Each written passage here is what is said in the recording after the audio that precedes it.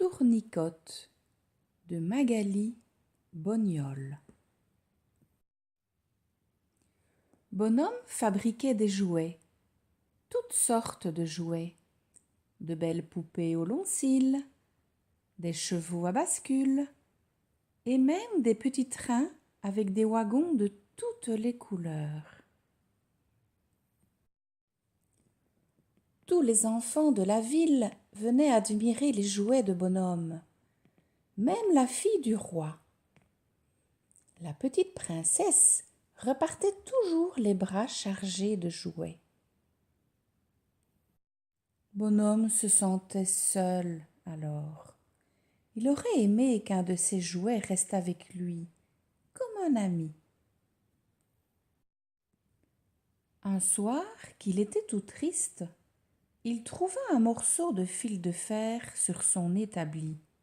« Tiens, se dit-il, faisons quelque chose avec ça. » Alors, il tordit, il tourna, il tournicota, et une petite tête apparut.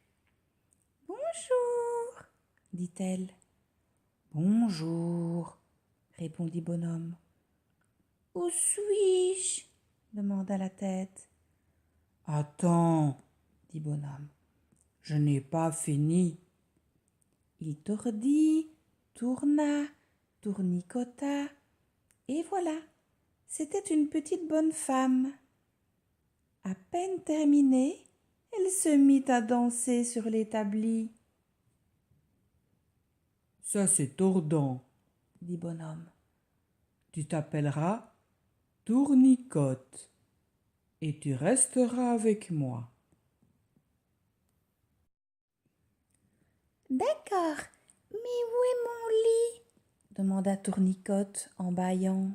« C'est fatigant de naître. »« Oh, je n'y avais pas pensé, » avoua Bonhomme.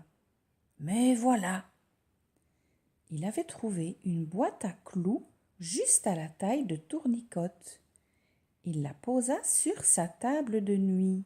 « Bonne nuit, Bonhomme. »« Bonne nuit, Tournicotte. » Et Bonhomme s'endormit de très bonne humeur. Les jours suivants, le bruit courut dans la ville que Bonhomme avait fait une poupée extraordinaire qui parlait et dansait toute seule. L'atelier était rempli de curieux. « Bravo! Vive Tournicotte !» Tout à coup, on entendit une méchante petite voix. C'était la princesse. « Je veux cette poupée qui parle et qui danse !» ordonna-t-elle. « Tournicotte est mon ami, » répondit Bonhomme. « Sa Majesté peut choisir toutes les autres poupées, mais pas ma Tournicotte. »« C'est ce que nous verrons !» cria la petite princesse. Et le pauvre bonhomme fut immédiatement jeté en prison. « Et maintenant, danse pour moi !» ordonna la princesse à Tournicotte. Mais Tournicotte resta parfaitement muette et immobile comme n'importe quelle poupée. La petite princesse eut beau crier, pleurer, taper du pied, rien n'y fit. Tournicotte ne bougeait pas. « Ce n'est qu'une vilaine poupée en fil de fer !» grogna la princesse déçue. Elle jeta Tournicotte dans un coin et l'oublia complètement. La nuit venue, Tournicotte se leva silencieusement. Elle se faufila hors de la chambre et partit à la recherche de Bonhomme. La prison se trouvait tout en bas d'un sombre escalier. Tournicotte descendit courageusement.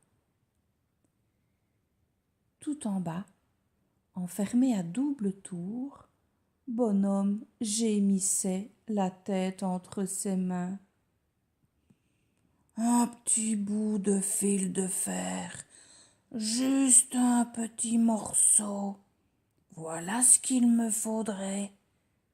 Je le tordrai, le tournerai, le tournicoterai, et alors, j'en ferai une clé.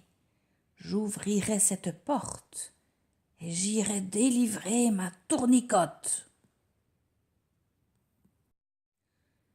Tournicote avait tout entendu. Elle poussa un long soupir. Ah. Puis, tout doucement, elle se déplia, se détournicota, et elle sauta sur le sol devant Bonhomme. Ce n'était plus qu'un morceau de fil de fer. Ça alors, s'écria Bonhomme. J'en avais justement besoin. Il tordit, tourna, tournicota, et il avait fait une clé, et il ouvrit la porte. Enfin libre, se dit-il. J'arrive, tournicote. À pas de loup, il entra dans la chambre de la méchante princesse.